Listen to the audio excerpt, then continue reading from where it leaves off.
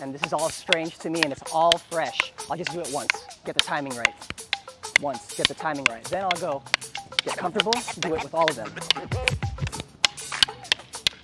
Then I'll strike his hand. I'll thrust. Then I'll go to system 2, cross block. Cross block, cross block, cross block, cross block. Then I'll go system 3, 1, 2, 3, 1, 2, 3, 1, 2, 3, 1, 2, 3. Then I'll go system 4, 1, 2, 3, 4. Continue the Sinawali. So, we're going to start with the first Sinawali that you learn on day 1. It's called single Sinawali or a high-low Sinawali. So from here, we're in the open position. We start high, low, right? Easy enough. We chamber. Sometimes we move. Sometimes we move. We'll speed it up. And that's the end for most people, right? That's not necessarily the case for our training purposes. What we want to do is use it as a way to expand our skills, build attributes. So when we're doing the Sinawali, we have something called the systems in kombatan. And there's a few of them, there's a number of them. They're usually simultaneous blocks and strikes, but it's a way to defend yourself with 2 weapons, okay? So in this Sinawali, when he strikes me, 1, I strike his face. On the down strike, I strike his face. Then we continue, strike his face. Then I continue the Sinawali at any point. If I want to, let's say I'm new and this is all strange to me and it's all fresh, I'll just do it once, get the timing right. Once, get the timing right. Then I'll go get comfortable, do it with all of them. Then I'll strike his hand. I'll thrust. Then I'll go to system 2, cross block. Cross block, cross block, cross block, cross block. Then I'll go system 3, 1, 2, 3, 1, 2, 3, 1, 2, 3, 1, 2, 3. Then I'll go system 4, 1, 2, 3, 4.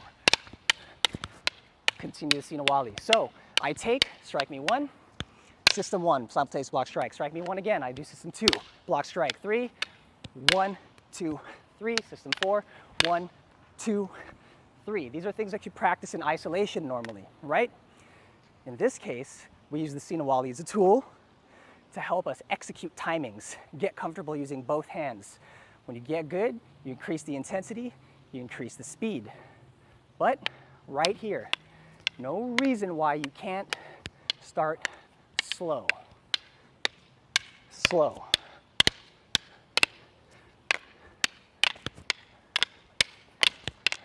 Then continue from here. So, what we were doing inside earlier, we were taking this concept, gunting. Most Filipino martial arts have this.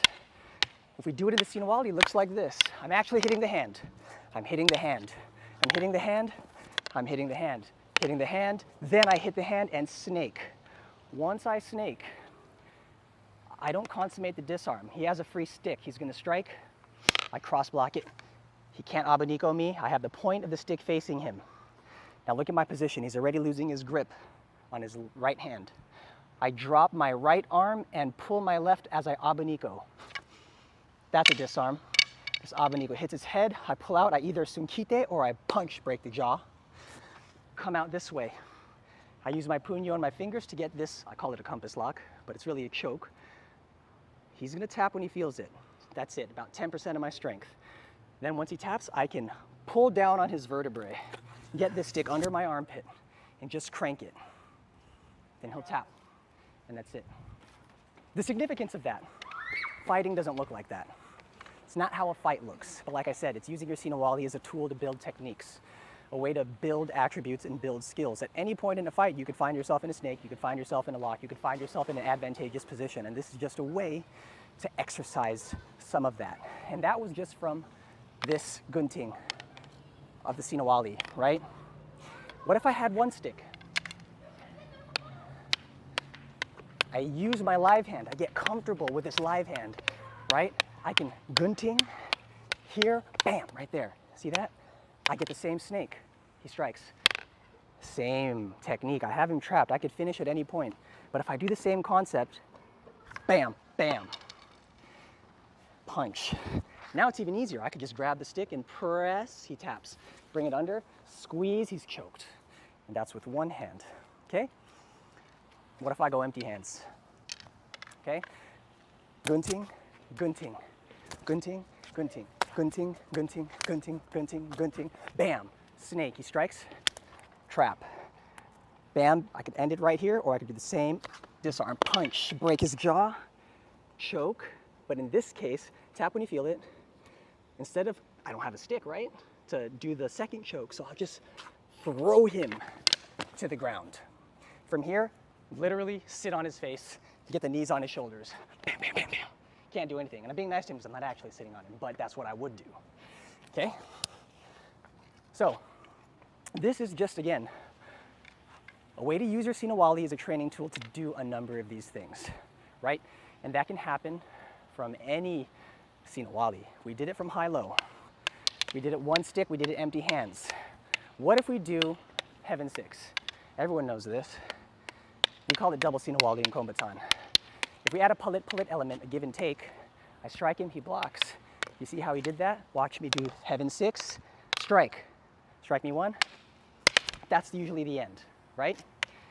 In this case, we want to continue. He blocks, so I'll clear him. When I'm really snapping that hand, pop, and I strike him, he continues.